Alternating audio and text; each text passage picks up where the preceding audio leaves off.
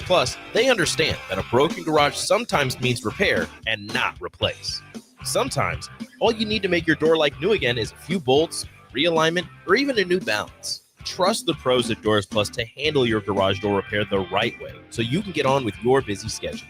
Visit them online at DoorsPlusLLC.com or give them a call at 402-590-5800.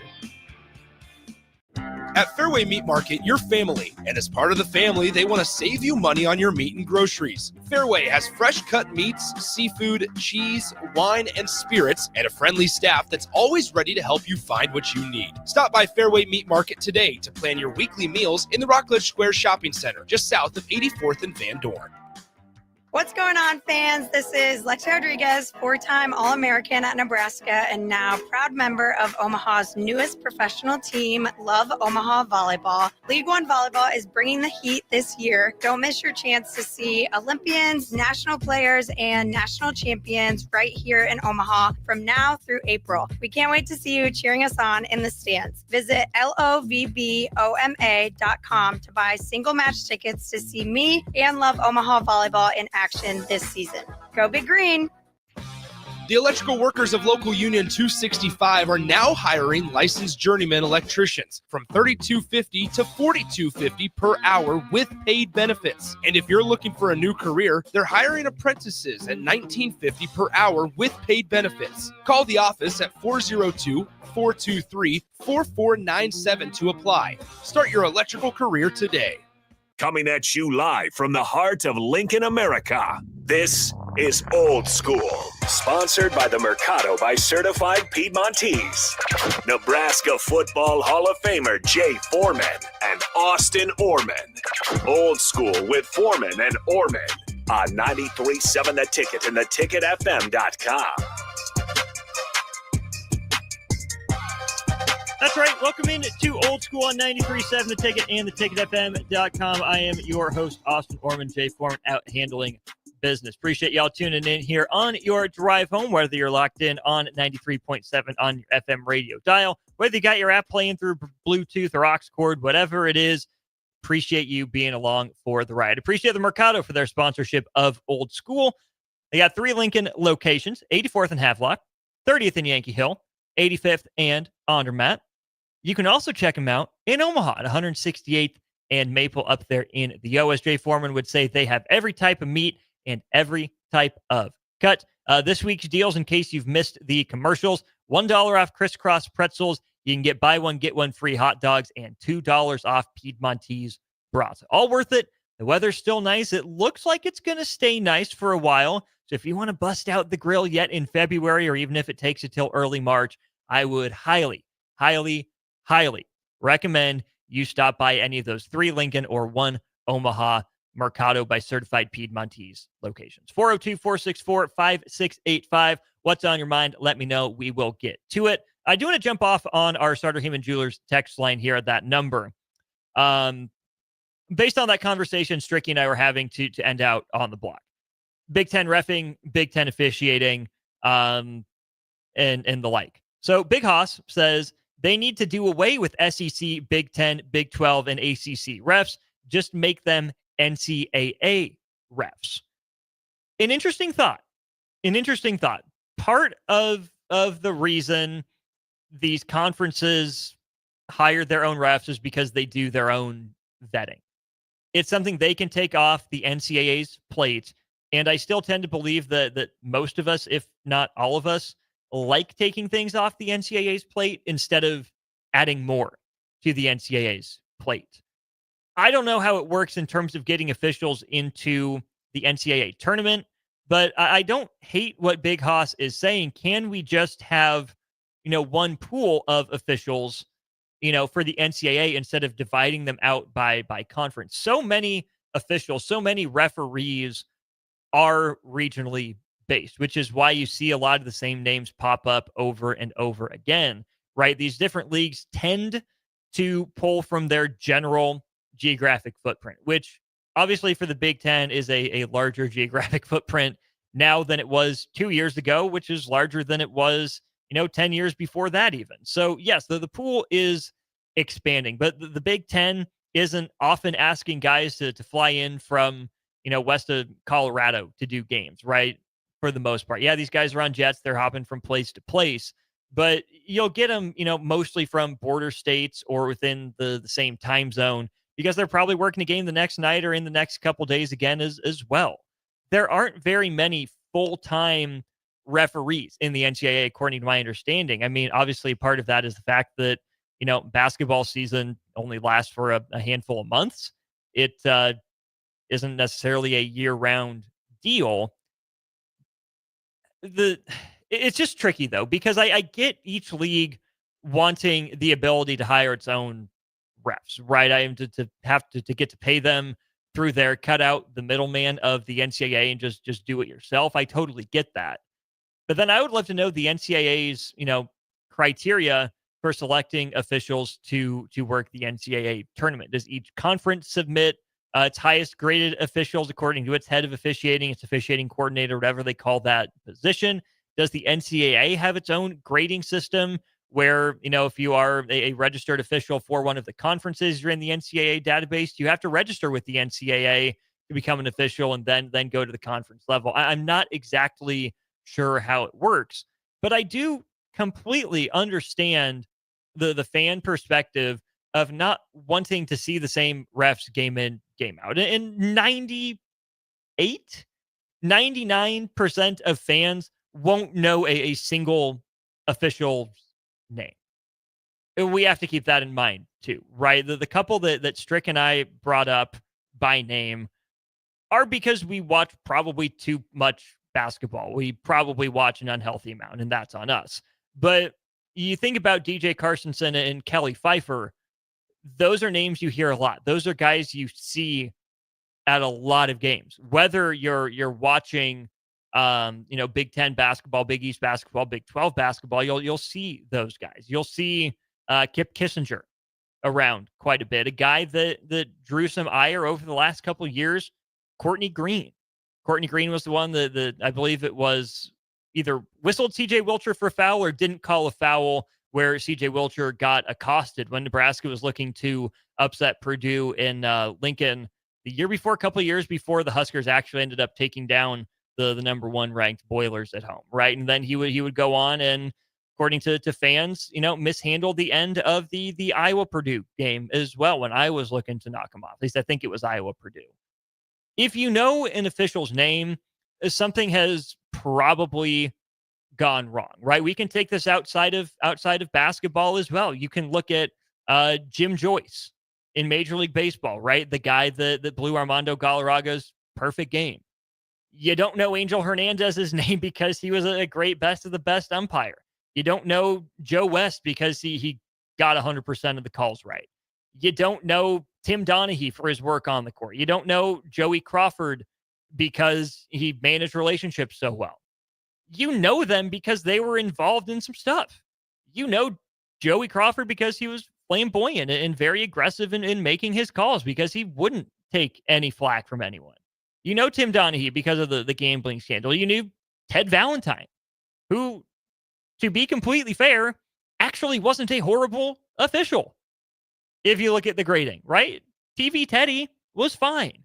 But the fact that these officials even had a nickname to begin with, right? TV Teddy, you put him on all the big games, he is going to announce his presence at some point. That was just part of the deal. You look at Jeffrey Anderson, high knees refs, right? Yeah, he's got a condition. Yeah, he's got to stretch. Yeah, he's got to do high knees. Yeah, that's good for him. But I would really like to not know who Jeffrey Anderson is. He's be, oh, hey, look at that ref that has to do high knees because he has a condition. Hope he's okay and can stay in shape. But instead, you end up getting a ref show. And I'm not saying the high knees are the ref show. I'm saying that's besides the point, because the high knees draw you to him, put more attention on his calls, and a lot of them aren't that good, to be completely honest. Right? As a fan, you're left kind of holding your breath. Oh, crap. When's the shoe going to drop? When's the hammer going to hit the nail? When is this call going to come back to bite you? And that's not a good feelings for fans to have. And I haven't, talked to Fred Hoiberg about any of these guys. He would, he'd be diplomatic about it as he is. But every coach has officials they get along with and ones they don't get along with. And let's also not write off the fact that we end up watching a lot more Big Ten basketball than any other conference, right? Despite my Duke basketball rooting interest, despite my show, The Corner Three, I do still watch more Big Ten basketball than I do any other league. And yes, I'm bound to learn those officials, their names, their patterns of calling games maybe a little bit better. But I do think that there is some credence to the fact that the Big Ten might need to address its officiating, not just for the number of times it's come back and bit Nebraska. It's bitten every team in the league at some point. Old Dad 34 on our Starter Heyman Jewelers text line. Should the Big Ten pay more to get better officials? I really think that's going to end up being part of it. I really do. I think that you have to spend money to make money. And I brought this up with Strick today. I've brought it up multiple times. But you want to shout out one of Lincoln's finest, Garth Glissman, right? Lincoln product, Lincoln guy, who's in a very similar position to Brad Taylor, who we just talked to from the Big Ten. In what Garth is doing is at a similar level over in the SEC. I don't know how much of this was him. I don't know how much of it he was involved with, but he's at the very least kept the ball rolling if he wasn't the one that got it started. What the SEC did was it put an emphasis on scheduling appropriately. The SEC also put an emphasis on officials, not just hiring the best officials and saying, hey, come in and solve our problems for us. It was, hey, come in and work with our coaches, work with our players. We're going to pay for your training. We are going to pay to help you stay at the top of your game because we know that bringing games into question, we know that people paying attention to the officials instead of the players on the floor is not necessarily healthy for the product. And yes, there have been some bad ref shows in the SEC, just like there have been in the Big Ten, as there have been in the Big 12, as there have been in the ACC, as there have been in the West Coast Conference, as there have been in the American. You get the point. But man, I don't know the names of that many SEC officials. I know the name of like one, maybe two ACC officials, and that's Roger Ayers, who, not a story for a different time. I'll leave that one alone. But the fact that we can rattle off, 4 or 5 names of Big Ten officials that you don't want your team to see, the fact is, whether the Big Ten wants to admit it or not, the officials are a part of the conversation. And I think that it's also fair to admit that being a ref is a little bit of a thankless job. I don't know how much these guys get paid on a game-to-game basis. I know we need to appreciate and thank our high school officials more. I mean, talk about not a full-time job.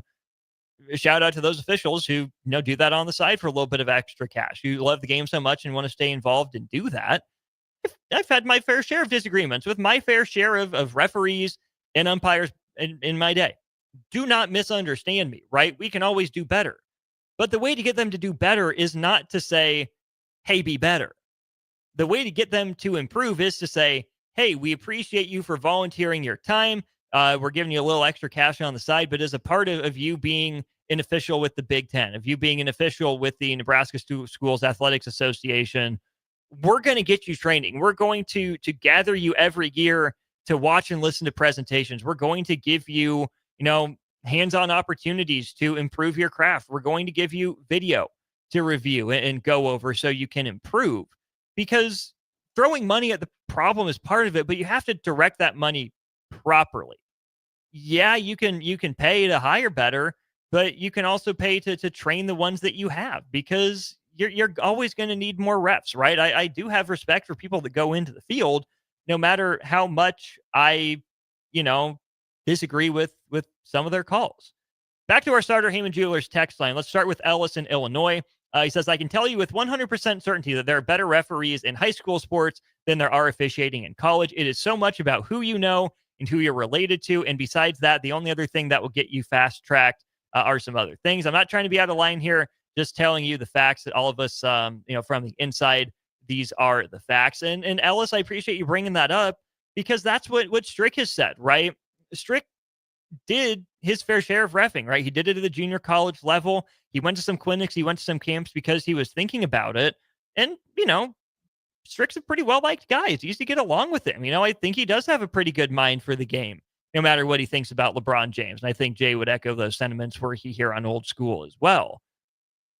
You're going to have your good officials. You're going to have your bad officials. And Ellis, I would hope that the other factors that you mentioned are mitigated and they're not true more often than they are true. But Strick would attest that a lot of the game and moving up in refereeing is politics.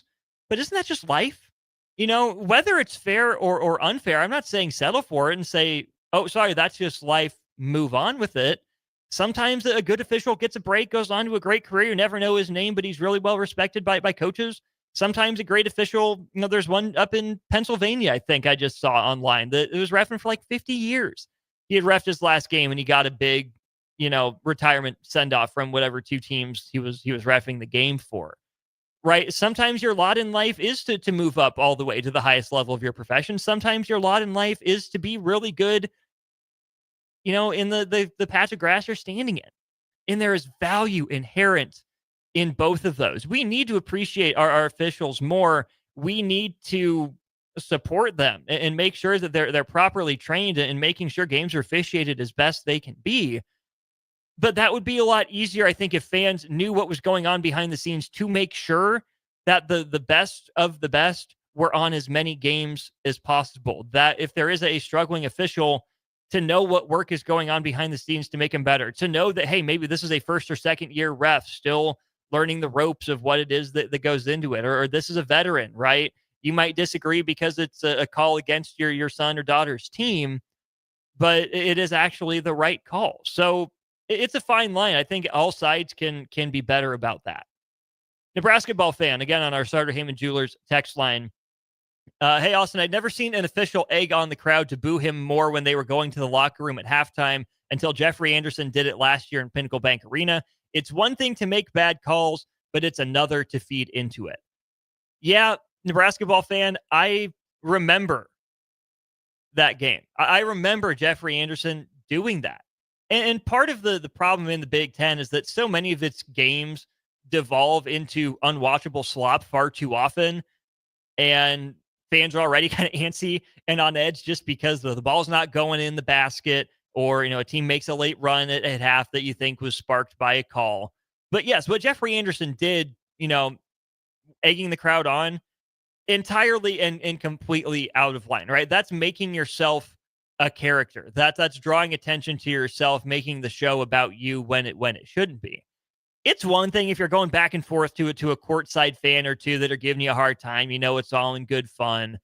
It's another thing to, be joking about it. But man, that was a really tough look for Jeffrey Anderson, who, again, I don't know personally, but holy cow, that was a step and a half, 2, 3, 4 steps too far. Knowing what you're doing to that degree, egging it on, making yourself a central character, that's not just a joke. Even if you thought it was funny and he did it lightheartedly, that's not right. And whether or not he meant ill by it, it reflects a certain way on him for him having done that.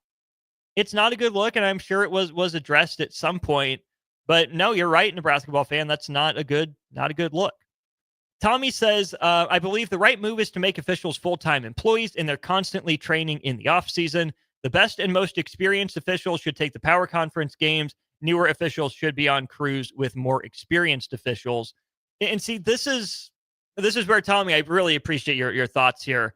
I'm going to try to be as nuanced as I can about this, right? I mean, yes, absolutely, it should be a meritocracy. And I think Ellis brought up the fact that far too often it's political. In many ways, it's what's the word I'm looking for? Nepotist to some degree, right? Who do you know versus what you know? And I think on the one hand, hey, that's how the world has always worked. Does it always have to be that way? No, we can always strive for a more meritocratic system, but it's never going to be perfect. I do think that the NCAA for March Madness, especially the Final Four, I think the NFL for the Super Bowl, Major League Baseball for the World Series, the NBA for the finals. I think what they do is they assemble, for the most part, an all-star crew. Maybe the NFL keeps its best crew that grades out throughout the year, and that crew stays together and works together. But I know that baseball doesn't just say, oh, here's the one best crew, here's the lineup, this is who you get. I know baseball pulls from, various different crews, and the umpires that grade out the best throughout the course of the season, those are the ones that end up working the World Series, right? I do hesitate too, though, to just say put the best refs on the power conference games and leave the rest to the mid majors, because here's the thing: even though there might be more attention paid to Power 4 Big East basketball than mid major basketball, if there's a good ref in the area, it makes a whole heck of a lot more sense to keep a really good ref on a Summit League game, on a Mountain West game, than to fly them, from their home base in Utah all the way out to an SEC game. Or if there's a really good ref in New York, reffing some A10 basketball up at Fordham, why would you fly him from an A10 game all the way to an Arizona State game, right? You still have to break it up regionally just because of the sheer number of games. And honestly, in some cases, the sheer lack of numbers of officials. It's not exactly a booming profession, which is another reason why you see a lot of the same people involved in reffing games. So yes, maybe within a region you could do that. Making them full-time, though, again, in theory, it sounds great. I don't know if the logistics behind the scenes are in place to make that possible. John and Cortland, good to see you today. Appreciate your thoughts. And then my dad asks, what do you think about having refs be made to answer questions at a post-game press conference? I think that goes both ways. I think first and foremost, I wish that we knew the rules well enough to raise the legitimate complaints or deferred to the refs when they lay down the letter of the law versus the spirit of the law. I think it's completely valid. I think it's completely fair to, have refs available for questioning. Like, why was this call made? What's the rationale for that? To have someone there that would ask what Strick would. Like, what did you see in this situation that was maybe different from a previous situation? The harm in that is, what do you expect them to say and what do you expect them to do? Because at that point, it's too late. And whether it's, you make all three available for the post-game press conference, I doubt that would happen. I know the NFL and the NBA have tried that with pool reporters before, where you get to talk to the head of the crew and one reporter is selected to ask them questions and get explanations. But I will just default to what Matt Rule said. Even if we hear from the officials, what are they going to do about it? Matt Rule said he was tired of receiving, I'm sorry letters on Sunday from the Big Ten Conference. Yes, there needs to be accountability, but I don't think the best form of accountability is making refs answer questions after the game, especially because 90% of the time plus, it would be negative. It would be, why did you miss this call? What do you think about this missed call? And whether it's conscious or not, officials would get defensive about that, and I think deservedly so. To me, the better form of accountability is, sure, keep sending in calls to the league to review with their officials, give them another chance or two at it, make it wait till the end of the season or whatever. But the best sort of accountability won't come with a pool reporter after the game. The best form of accountability will be, hey, if you like working Purdue, Michigan State, and Mackey Arena, be a good official. If you want to ref the big game at the Big House for Ohio State and Michigan the day after Thanksgiving, be a good official. If you want to call balls and strikes in the College World Series, get calls right. If you don't, hey, sorry, maybe we do have to send you to the MAC. Maybe we do have to put you on a Washington Northwestern game, for example, this year, just pulling it out of nowhere, right? That to me is the much better and much more consistent form of accountability that I can't fully speak to because I don't know what the disciplinary processes look like. And of course, if the league sees these missed calls truly as missed calls, I don't know how strict they are. I don't know how much lenience they give, how much officials get the chance to explain their calls or lack thereof. They're the obvious ones. And we've seen officials, taken off of games, taken off of crews for missing them. But I do think that whether you look at, in a lot of cases, the leagues that hire these officials, I think you can put this in the, public or private sector too with unions. Their job is to stick up for their people. And unfortunately, a lot of times the first reaction in terms of sticking up for the people turns into getting defensive and wanting to give a second chance to someone who's struggling. And who knows with what degree of additional training, right? When really what might be best for the product in the big picture is, hey, it really stinks to let you go because you've been around for 17 years. But hey, the performance is slipping. It's not good enough. We have a brand or reputation to uphold. There have been a couple high key incidents with you lately that we just can't afford. So we're not going to kick you out or anything. We're going to, try to fade you into the background till you can prove to us over the course of a year, a couple of years that, hey, nope, I got it. I understand these rules, these situations. I'm getting them right now. And then you can pop back up to the big games. That is probably my preferred method of accountability. So how plausible it is, how realistic it is, I don't know. It would be awesome to get a peek behind the curtain and see what goes into it and see if the Big Ten grades its officials the same way its fans does. I don't know. We'll go to break. We'll continue with Old School, brought to you by the Mercado in just a moment. You're listening to Old School with Jay Foreman and Austin Orman. Download the mobile app and listen wherever you are on 93.7 The Ticket and theticketfm.com. At Fairway Meat Market, your family, and as part of the family, they want to save you money on your meat and groceries. Fairway has fresh cut meats, seafood, cheese, wine, and spirits, and a friendly staff that's always ready to help you find what you need. Stop by Fairway Meat Market today to plan your weekly meals in the Rockledge Square Shopping Center, just south of 84th and Van Dorn. Hi, Sean Callahan here for Koppel Chevrolet GMC, and on behalf of the entire Koppel team, we would like to say thank you to all of our loyal customers and employees that have allowed us to become one of the most successful GM dealerships in the country for the past 50 years. So we are celebrating that with some huge discounts. Right now, we have up to $13,500 off MSRP or 0% APR on select new models, and new Blazer EVs are leasing for $279 a month with zero down. So check us out online at koppelcars.com. All deals with approved credit. See dealer for details. Right now, when you drive by Honda of Lincoln, you'll see more than 200 new Hondas and over 125 pre-owned vehicles. Hi, Charlie Stone here, and with me on the line is Andy Goodyear of Honda of Lincoln. Andy, how does it feel to have so many vehicles in stock again for your customers? Charlie, it feels amazing to see how excited our customers are. They love the ability to see, test drive, and take immediate delivery of the exact new Honda they're looking for. Do you have some good offers to talk about? We sure do, Charlie. We're offering financing as low as 0.9% APR up to 72 months, or great lease rates on every new Honda. It's the perfect time to drive away in the new Honda you've been dreaming of. How about pre-owned, Andy? We have over 125 pre-owned and certified pre-owned vehicles to choose from. Just about every make and model with prices starting at under $10,000. Maybe it's time you experience the best, the Honda of Lincoln way of doing business. 27th and Yankee Hill Road, or online at hondaoflincoln.com. If you're in Seward or Milford, listen up. Select Plumbing is now servicing your area with no trip charges from Lincoln. Select Plumbing works on a variety of issues for your home and business, including general plumbing, water heaters, faucet and fixture repair, underground sewer and water repairs, backflow testing, and more. Keep your property free from leaks and other issues. Call today for a free estimate, 402-560-6197. It's not just Lincoln, Waverly, and the surrounding area anymore. It's also Seward and Milford with no trip charges. Contact Select Plumbing to inquire at 402-560-6197.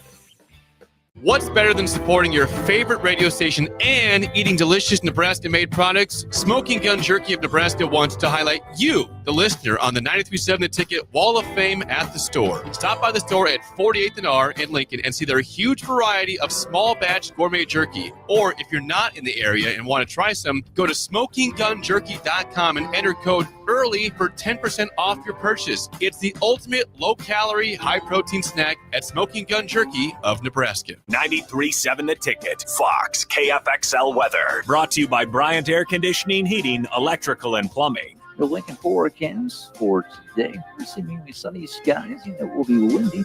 It's an afternoon high near 59. Tonight, clear skies with a light breeze and a low around 35. And tomorrow, we'll see lots of sunshine with a light breeze and an afternoon high near 60. I'm meteorologist Kyle Bucket from 93.7 The Ticket and theticketfm.com. When you need a new water heater, nothing beats the ProLine family of water heaters from A.O. Smith. ProLine models are built using commercial-grade components, meaning they're built to help you tackle your toughest days. No matter if you need a gas or electric model, A.O. Smith has a ProLine unit for you. A.O. Smith, innovation has a name. Call Greens at 402-467-4444 for a great deal on a water heater today. Again, that's 402-467-4444. Rico here with HIS Auto Care at 70th and Van Dorn, letting you know HIS is a great place to bring your vehicle for service. With superior service bumper to bumper, we'll treat your vehicle like it's your mother's. Doesn't get any better than that. So call 402-488-8934 and HIS Auto will make you glad you did. 5% off, mention this ad, and for sure your mother will be proud you called. 402-488-8934, HIS Auto Care, 70th and Van Dorn. God bless you. With UBT, you've got total control over your money. Like Doug, who runs his game day tailgate like a well-oiled machine. I got burgers, brats, chicken, dogs, plus all the fixins'. And with the UBT Go app, I can track my food spending from anywhere. Pro move. They don't call me Grill Sergeant for nothing. No matter your goals, UBT helps you feel good about reaching them. Union Bank and Trust. Member FDIC. Back to old school on 93.7 The Ticket and theticketfm.com.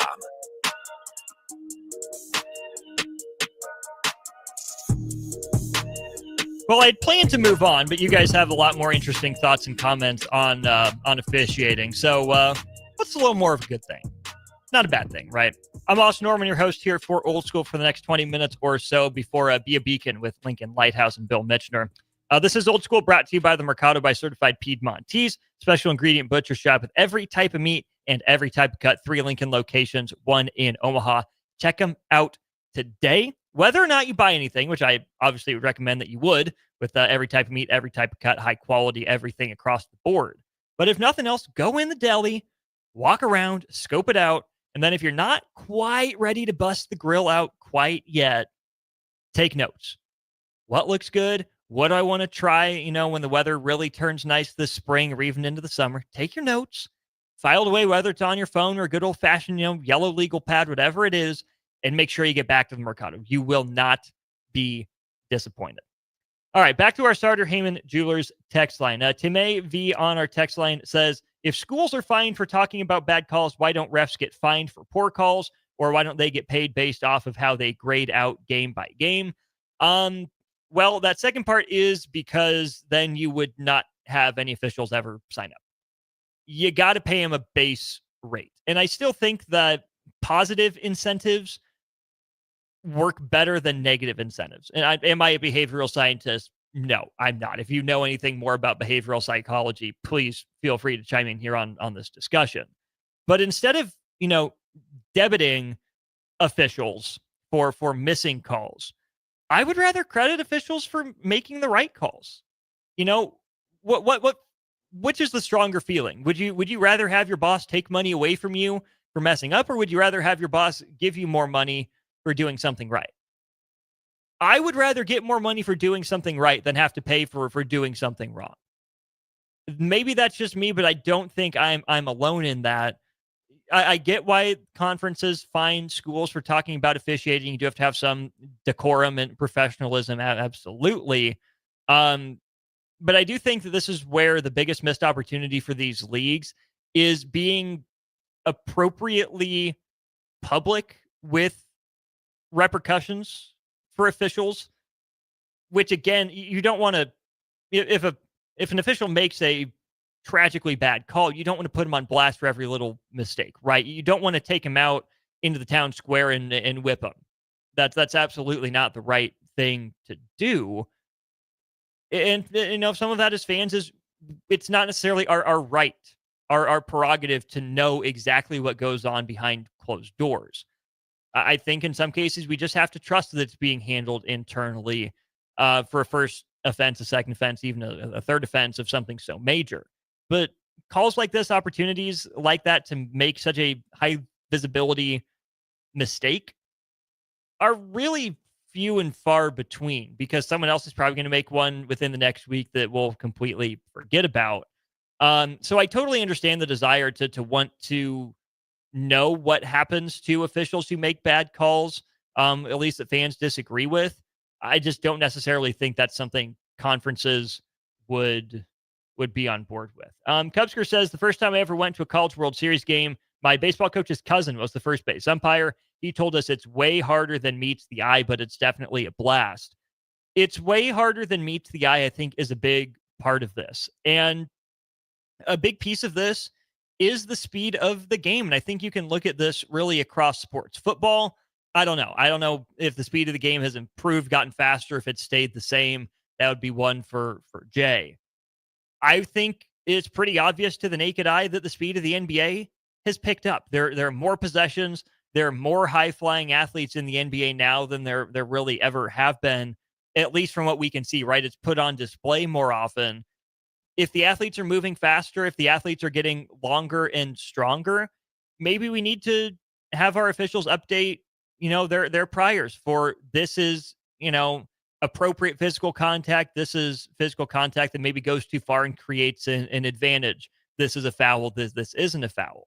But baseball, especially for home plate umpires, right? Field umpires, yeah, they're always going to be bang, bang plays. You'll get most of them right. You'll get one or two wrong here or there. Again, just because of how close so many of these plays are. The job I am least envious of is being a home plate umpire. You can go look up the same studies that we've seen here during Old School and On the Block and see just how much faster the average fastball is. And when fastball velocity is ticking up, hey, guess what? For the most part, so is breaking ball velocity. Even the off-speed pitches are faster in baseball now than they really ever have been. I mean, at least in the last handful of years, at least in the last decade plus. But I think you could probably track this all the way back to, integration and see something, very, very similar for just how drastic the spike in velocity is from pitchers on the mound. Where, yeah, it's not like it's easy to see, something coming in at 85, 88 miles an hour from 60 feet, 6 inches away to see exactly where it crossed the plate.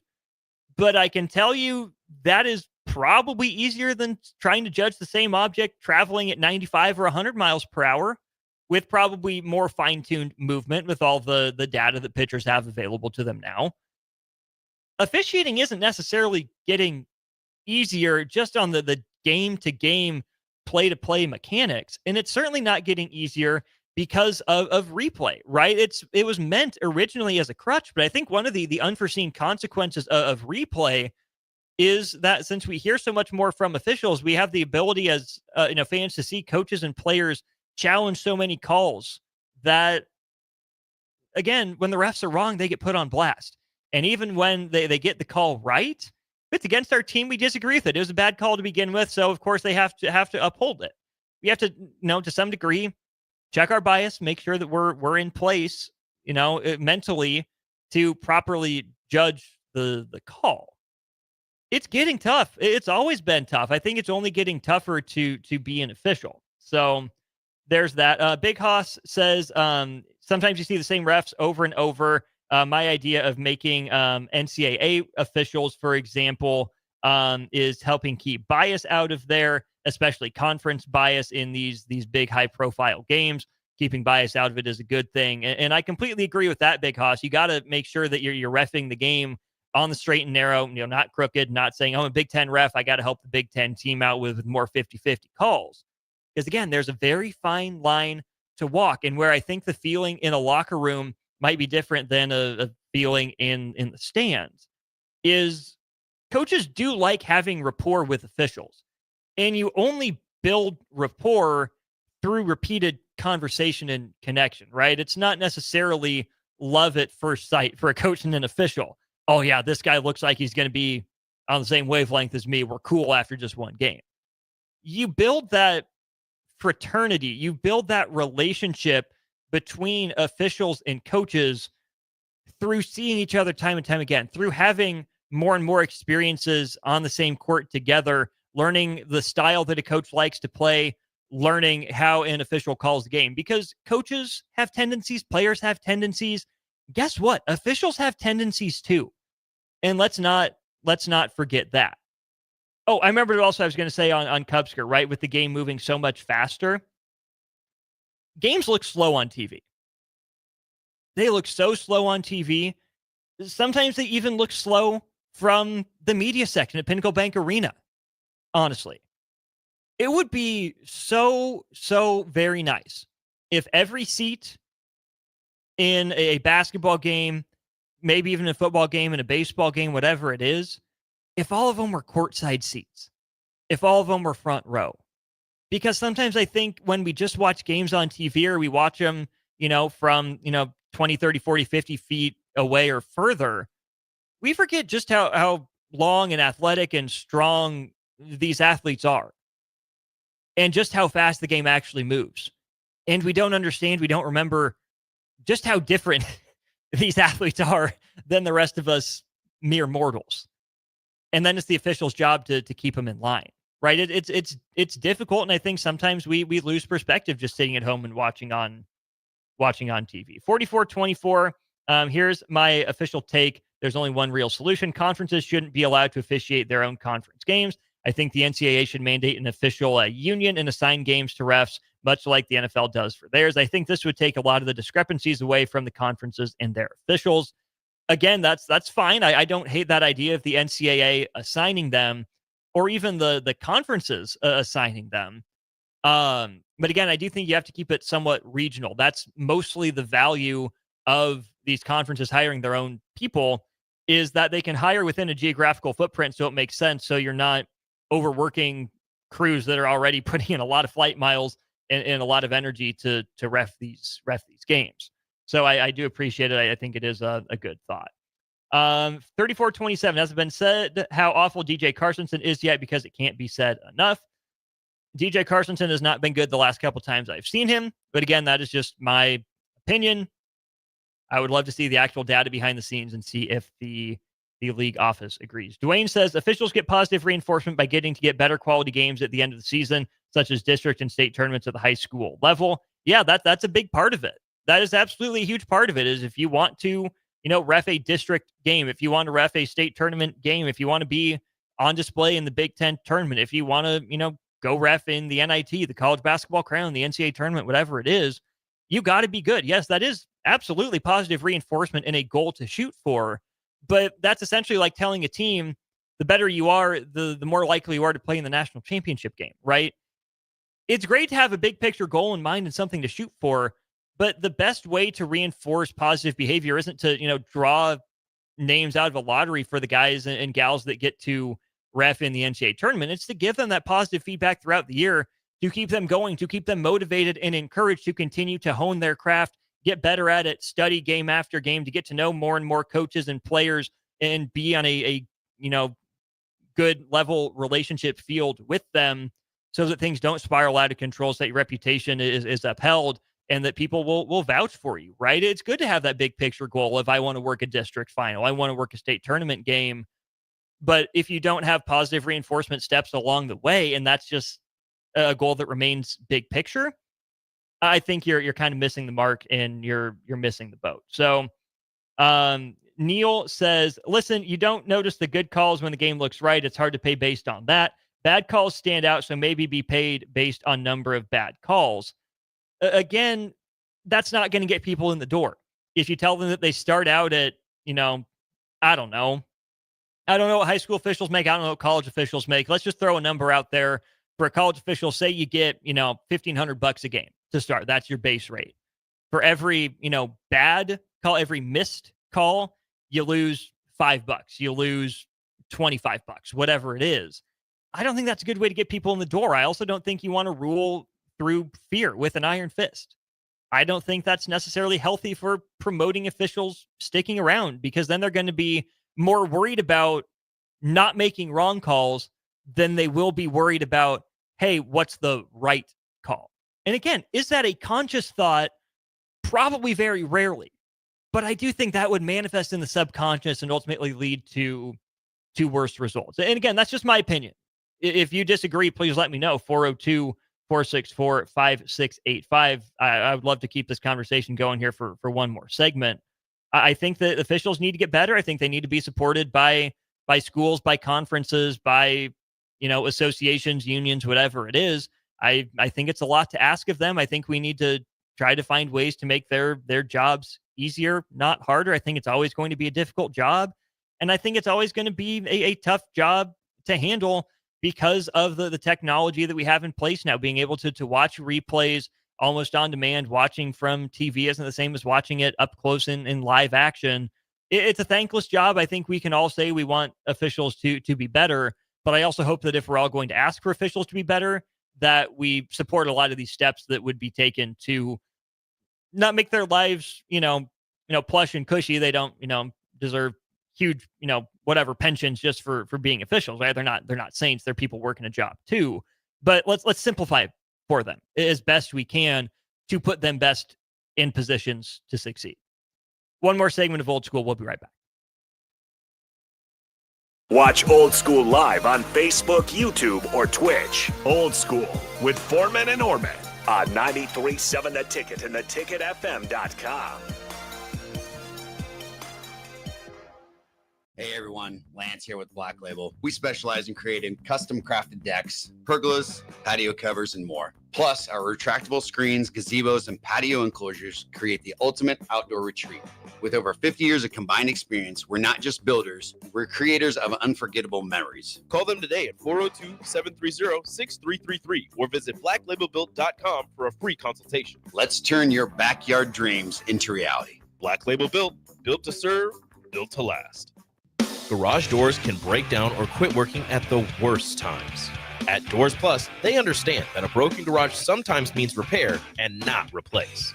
Sometimes, all you need to make your door like new again is a few bolts, realignment, or even a new balance. Trust the pros at Doors Plus to handle your garage door repair the right way so you can get on with your busy schedule. Visit them online at doorsplusllc.com or give them a call at 402-590-5800. Have you heard about Advanced Medical Imaging Surgery Center? Located at 7555 Pioneers Boulevard, Advanced Medical Imaging Surgery Center offers compassionate, patient-focused care and provides outpatient surgery services, making it possible to have non-emergency surgery and return home the same day. Advanced Medical Imaging Surgery Center specializes in cardiology, vascular radiology, orthopedics, pain management, and much, much more. Give them a call today at 402-261-1085 or online at amimaging.com. Jack Russell of Farm Bureau Financial Services is here to help you protect things that are most important to you. Whether it's your home, your family, or your future, Jack Russell has the proven experience to get the job done while developing authentic relationships with you. Give Jack a call today at 402-421-9100. Again, that's 402-421-9100. Or visit one of his 2 locations in Lincoln or Seward and learn how you can excel in the complicated world of insurance. Jack Russell of Farm Bureau Financial Services, a trusted and well-respected representative since 1999. 93.7 The Ticket, Fox, KFXL weather. Brought to you by Bryant Air Conditioning, Heating, Electrical, and Plumbing. The Lincoln forecast for today, seemingly sunny skies. It will be windy. It's an afternoon high near 59. Tonight, clear skies with a light breeze and a low around 35. And tomorrow, we'll see lots of sunshine with a light breeze and an afternoon high near 60. I'm meteorologist Kyle Bucket from 93.7 The Ticket and theticketfm.com. Rico here with HIS Auto Care at 70th and Van Dorn, letting you know HIS is a great place to bring your vehicle for service. With superior service bumper to bumper, we'll treat your vehicle like it's your mother's. It doesn't get any better than that. So call 402-488-8934 and HIS Auto will make you glad you did. 5% off, mention this ad, and for sure your mother will be proud you called. 402-488-8934, HIS Auto Care, 70th and Van Dorn. God bless you. Back to Old School on 93.7 The Ticket and theticketfm.com.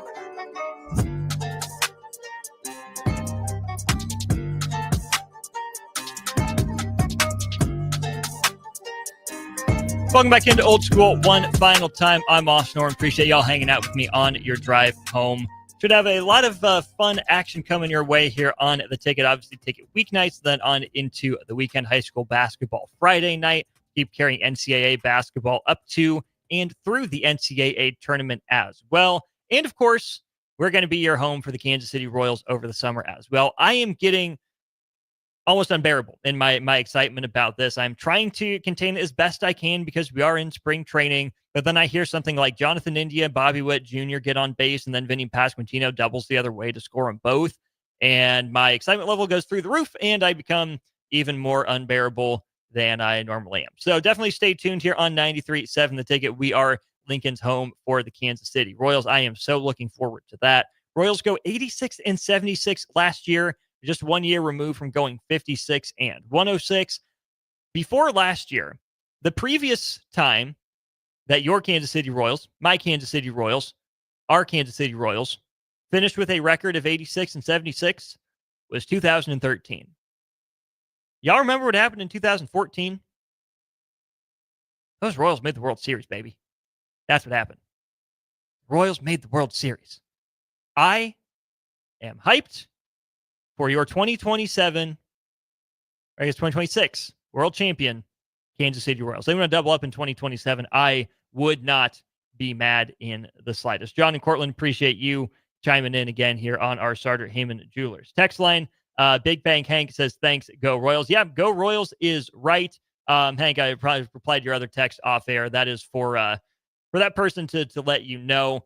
So we will, I'm sure, hear more about that here in the next couple of days. I'm going to get out of here. We got a full weeknights lineup coming your way. Got Bill Mitchner, Lincoln Lighthouse CEO, in with us next for Be a Beacon with the Lincoln Lighthouse. It's been a great day. Big thanks to Strick and Jay for their work during On the Block today. Don't forget, if you want to be like Greg and win $30 to Buffalo Wings and Rings, you can do so by calling in at 402-464-5685 tomorrow at 3:45 for the Fire Away against Foreman. Then we'll get into a second hour of On the Block and then another fun hour of Old School from 5 to 6 tomorrow night. Thanks again to the Mercado for their sponsorship here of this hour of Old School. Check them out. 3 different Lincoln locations, 2 of them along 84th Street, 1 north, 1 south, as well as 30th and Yankee Hill. And Omaha friends, if you're listening on our app or watching our streams, there's one for you up there as well, 168th and Maple. For the crew, I'm Austin. Ticket Weeknights comes your way in a sec.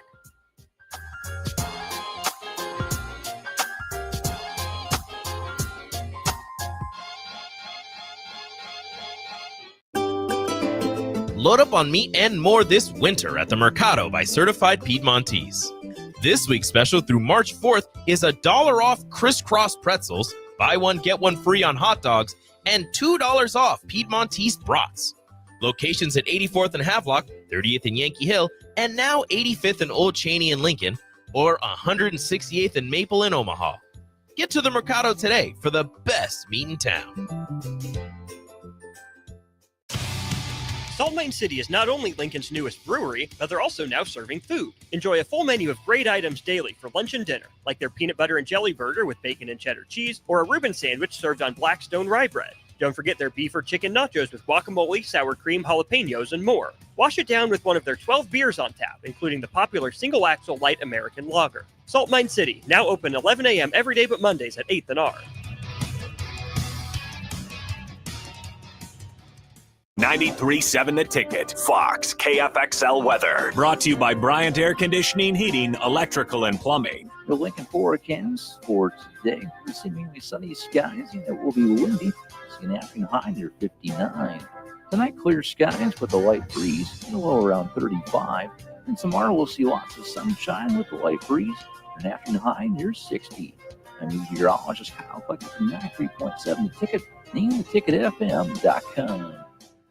This is Lincoln's home for sports talk on the FM dial. Also online at theticketfm.com. On the internet. KNTK FM Firth, 93.7 The Ticket. Husker fans, excited for some softball action at Bowlin Stadium this year, but can't commit to a full season ticket? They've got you covered. Introducing the On Deck Deal. Snag tickets to 5 Husker home games for as little as $30. This partial season lets you choose any 5 games, including one from the Maryland series. Whether you prefer general admission or reserve seating, packages start at just $30. Get your on-deck deal today at huskers.com/tickets.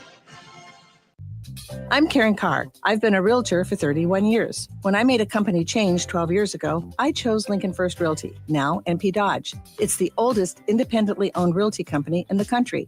Since becoming NP Dodge, we've continued our tradition of community involvement. Our management and staff are always available to offer support